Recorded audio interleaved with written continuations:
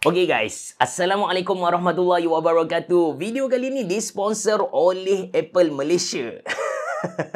Gurau saja.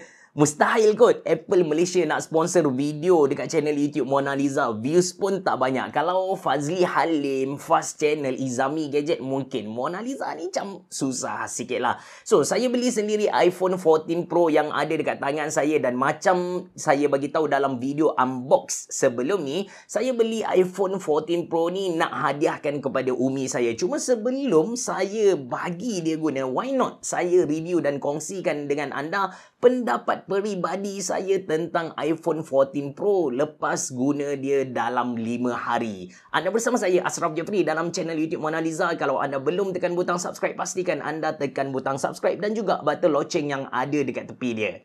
Jom!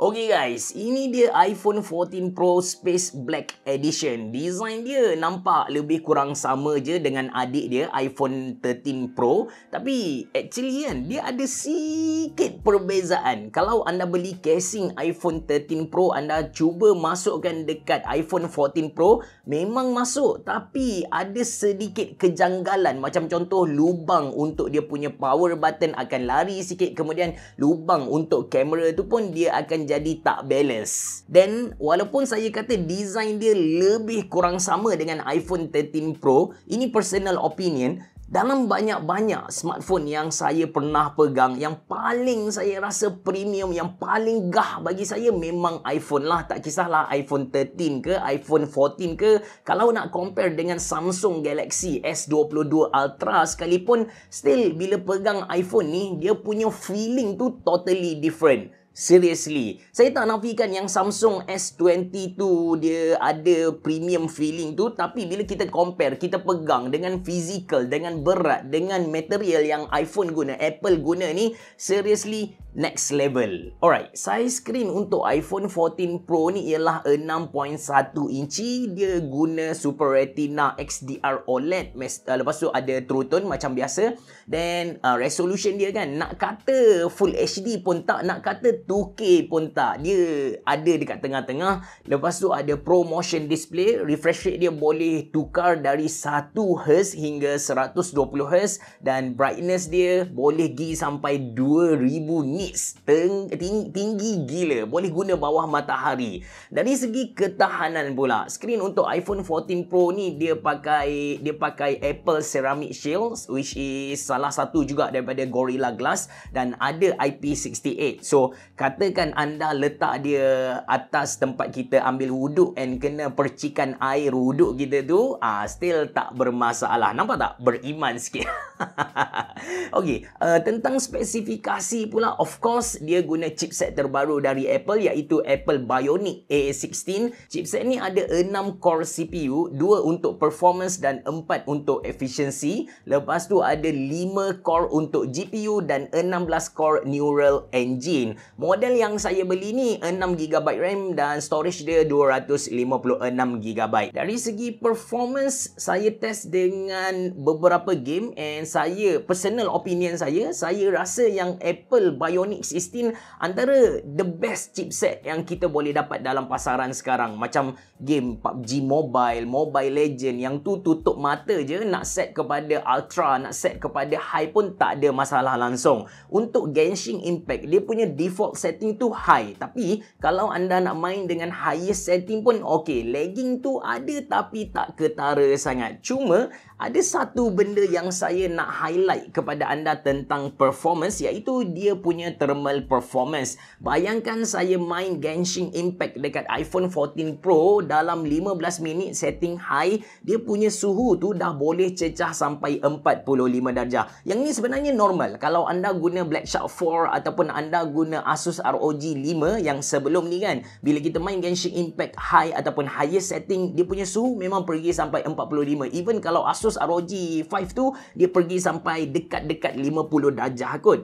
Cuma yang saya nak highlight kepada anda, maybe disebabkan dia pakai stainless steel untuk dia punya body ni, bila suhu naik sampai 45 darjah, feeling pegang tu bagi saya tak comfort lah. Rasa panas tu, maybe haba dipindahkan kepada tangan kita dengan sangat cepat, bagi saya tak best. That's why kita kena rendahkan dia punya grafik tu ke normal. Bukan disebabkan dia tak mampu deliver, tapi untuk dapatkan gaming experience yang mantap, untuk dapatkan keselesaan pegang dia untuk satu jangka masa yang lama, kita kena rendahkan dia punya grafik ke normal. Untuk Mobile Legend, PUBG Mobile tak ada masalah, anda tak perlu risau. Dan tentang bateri, untuk pengetahuan anda, line up iPhone 14 adalah line up iPhone pertama yang ada always on display. Bila kita tekan power button ataupun lock screen kan, kita still boleh nampak jam, kita boleh nampak notification, kita boleh nampak widget and so on. iPhone dia akan rendahkan brightness dan juga refresh rate ke level yang paling rendah supaya dapat jimatkan bateri. So,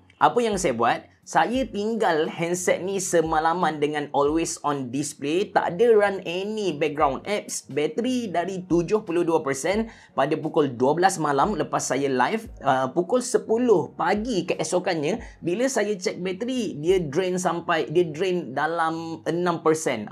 Masa tu bateri 66% sahaja. Bagi saya teruk lah. But kalau kita turn off always on display ni, bateri dia not bad. Kalau kita bawa keluar rumah dari pukul 9 pagi sebagai contoh, lepas tu kita guna sebagai manusia biasa, ada surfing internet, main TikTok, main Facebook, lepas tu maybe adalah main Mobile Legend dalam 2-3 game, ada juga ambil gambar bila kita pergi dekat cafe dan sebagainya. Pukul 5 ataupun pukul 6 tu bateri dia masih ada. Sempatlah balik charge, and dia punya charging pun anda pun tahu laju. Alright, dari segi kamera, ini antara improvement yang besar Apple buat dekat iPhone 14 Pro. Dia punya main kamera tu 48 megapiksel, ultra wide 12 megapiksel dengan telephoto 12 megapiksel. Ini beberapa gambar yang saya ambil guna iPhone 14 Pro, cuma saya tak nak ulas panjang-panjang sebab saya nak buat video khas tentang dia punya kamera sahaja. Anda kena judge sendiri, dekat mata anda lawa tak dia punya video. So, anda kena tekan butang subscribe dan juga button loceng yang ada dekat tepi dia tu, supaya bila saya publish video tentang kamera iPhone 14 nanti, anda akan dapat notification.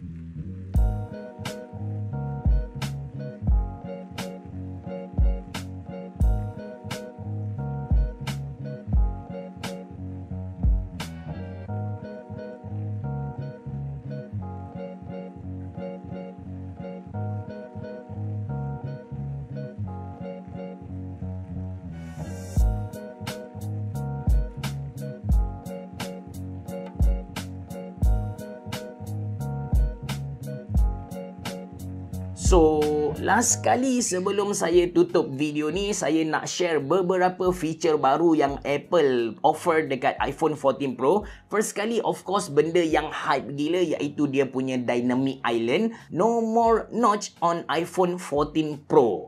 Just bear in mind, Dynamic Island ni untuk iPhone 14 Pro dan juga 14 Pro Max sahaja. Kalau anda beli iPhone 14, anda tak akan dapatlah Dynamic Island ni. Anda dapat iPhone yang ada notch sahaja. Basically, Apple tanam kamera dan Face ID sensor dalam skrin, dan untuk menutup kejanggalan ni, dia gabungkan benda ni dengan animation. Macam kalau kita run YouTube dekat belakang, kita akan nampak ada audio wave gerak belah kanan dan thumbnail ada dekat belah kiri. Benda ni, idea ni bagi saya bijak sebab punch hole camera bukanlah satu benda yang baru dekat Android. Benda ni dah ada lama, 2-3 tahun terkebelakang dah.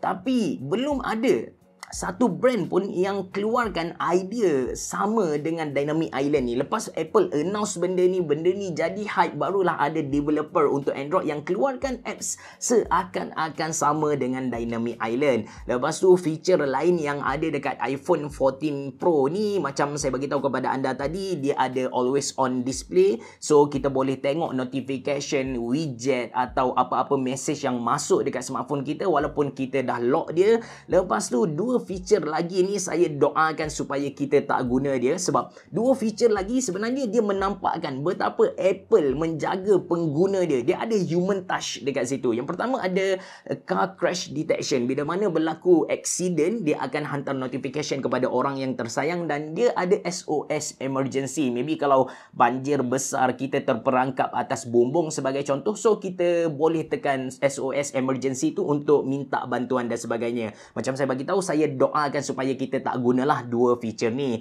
Apa-apa pun untuk iPhone 14 Pro ni, bagi saya, kalau anda adalah pengguna iPhone 13 yang sedia ada, saya tak recommend anda untuk upgrade ke iPhone 14 Pro disebabkan improvement dia tak signifikan sangat. Lagi-lagi kalau anda pakai iPhone 13 Pro. Dan kalau anda macam Umi saya, anda pakai iPhone 12 kan, lepas tu mungkin anda adalah pengguna Android, anda nak cuba iOS kan, seriously saya recommend anda beli iPhone 14 Pro. Tapi sayangnya, setahu saya buat masa ni anda tak boleh walk in lagi ke mana-mana kedai Apple untuk beli iPhone 14 Pro. Anda masih lagi kena pre-order. Apa-apa pun saya cuba cari link, saya letak dalam description untuk memudahkan anda buat pre-order iPhone 14 Pro. Dan macam saya bagi tahu di tengah-tengah video tadi, anda kena tekan butang subscribe dan juga button loceng yang ada dekat tepi untuk tahu bila saya publish video tentang kamera iPhone 14 Pro ni. Itu saja dari saya. Terima kasih kerana menonton. Assalamualaikum warahmatullahi wabarakatuh.